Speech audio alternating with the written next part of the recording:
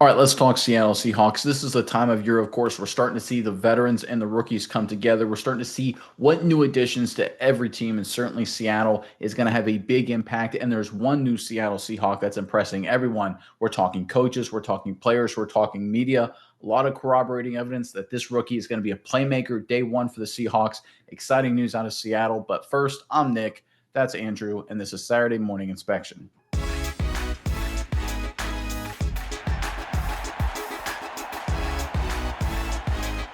All right, the Seattle Seahawks, when they made their selections in the NFL draft, they did a lot of really solid. We look at, of course, Zabel, first round, position of need, good, steady player. Made a lot of headlines, too, talking Jalen Milroe, of course, quarterback out of the University of Alabama.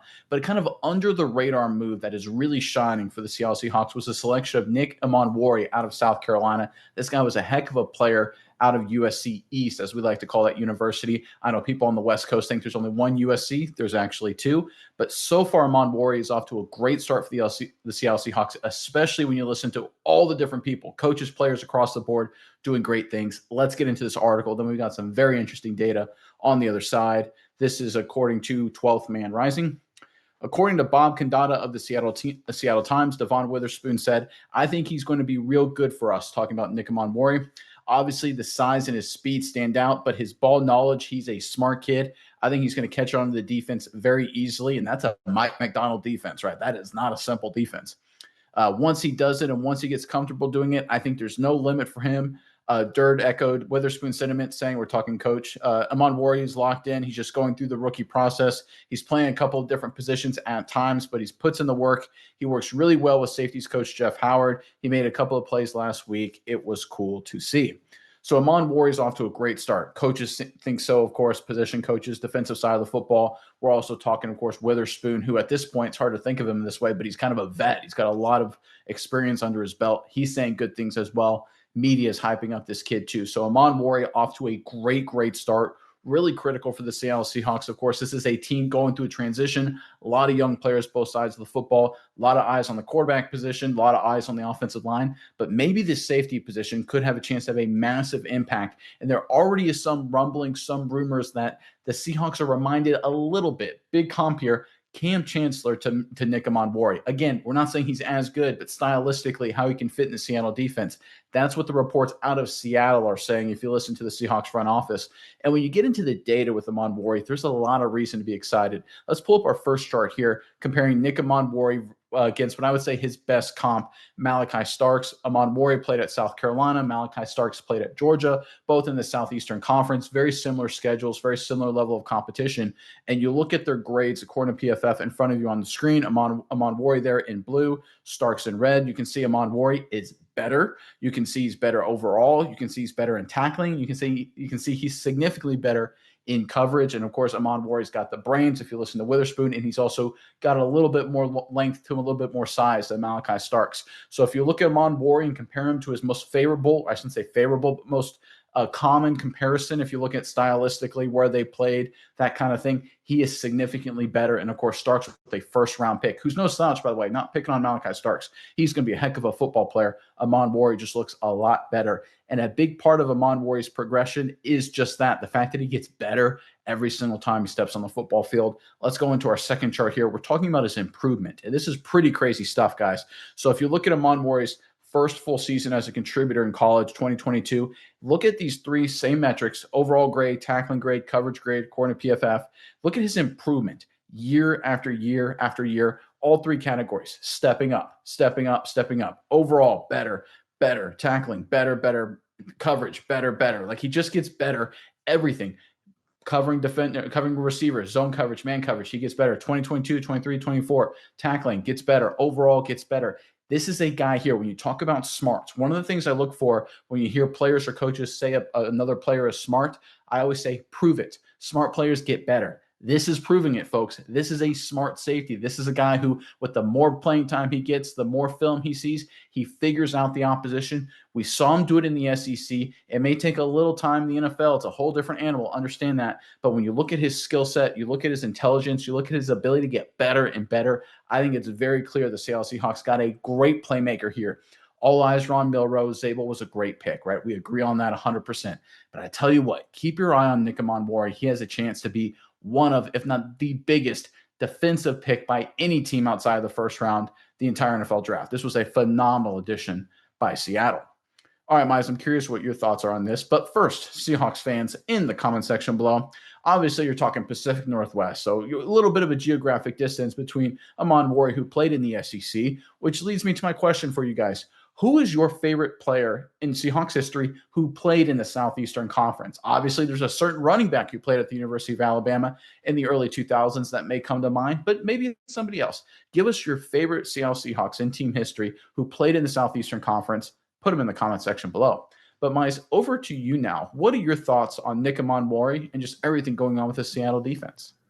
Yeah, Nick, I think this is a great pickup for the Seahawks, and I think Emmanwori, he's underrated. He obviously, I think is a guy that could have gone in the first round if people saw his talent. 35th overall, it's not too far out of the first round, so still a pretty high pick, but still, I think this is a guy, he's underrated, like a lot of South Carolina DBs are, and I want people to remember, because they probably don't, South Carolina has been very productive in producing good defensive back talent in the last few years, last decade or so. You got guys like DJ Swearinger, you got guys like Captain Munnerlin, you had guys most recently like JC Horn, Cam Smith, most famously Stephon Gilmore coming out of South Carolina as well. A lot of great DBs coming out of that school, so they know how to develop and produce at that position in particular. And Emmanwori is one of those guys doing a lot of really solid stuff. And I think the thing for me is why he's a little underrated. There's two things that pop off to me when I look at his stats and what he's able to do. Is this is a guy who's really, really good in coverage. He had an 86.8 coverage grade last year. That's very, very high. He had a decent run grade, 73.3, but coverage grade, really, really good. He can lock people down. He did it against some of the bigger opponents. He did against Clemson. He had really high grades. He did Oklahoma, really high grades. Kentucky, really high grades. So this guy can do some good stuff against some big time opponents. Then the other thing about him is he is very versatile as where he fits on the field. And it wasn't just an anomaly, like 1 year he was very versatile. He was versatile every single year at South Carolina, because whether it's back deep, like a true safety in the box, or as a slot guy, Emmanwori found places to play. Going back to 2022, he had 171 snaps in the slot, 314 in the box, and 334 deep. He in 2023, 247 in the slot, 276 in the box, 183 back deep, and finally his last year, 2024, 146 snaps in the slot, 414 up in the box, and 193 snaps back deep. So this is a guy who can do a lot of good things in a lot of different places. So I think this is a guy, we know Seattle. This is a team already has a good back end to this defense. I think Love has been doing good. I think Bryant has been well as well. So he doesn't need to come in right away and take over those spots. He can fit in wherever you need him. If you need him to be the slot, he can play in the slot. If you need him to be that hybrid piece, sneak up, play, like in the box somewhere as some linebacker safety hybrid everyone loves nowadays, boom, he can do that. But if he also needs to fill in the back end, really great there as well. So Emmanwori, really like him, like what he brings to the table, but most importantly, I like what you talked about, is this is a guy who he doesn't seem to have plateaued. We've seen a lot of guys that come in and really just, they might hit their peak and they're the same all throughout college, and that's all you're going to get for him. I love when you see the stats and you see his statistics, and every single year he gets better. And it's not a guy, again, I said how many snaps he played at different positions. He was starting a lot of games at South Carolina all 3 years. It's not like he didn't start in 2022, maybe played a little bit in 2023, and then had a big year in 2024. No, he's playing a lot of snaps all 3 years, and he was getting better every single year, like you alluded to. So this is a guy who I think is going to keep getting better while he's with the Seahawks. And I think this Mike McDonald, we saw what he's able to do with Kyle Hamilton in Baltimore. I said a versatile safety, a guy who can move around, do a lot of different things. I think we're going to see something similar here with the Emmanwori. I think he's going to be a weapon for this team. I think everyone's going to be very happy they were able to select this guy.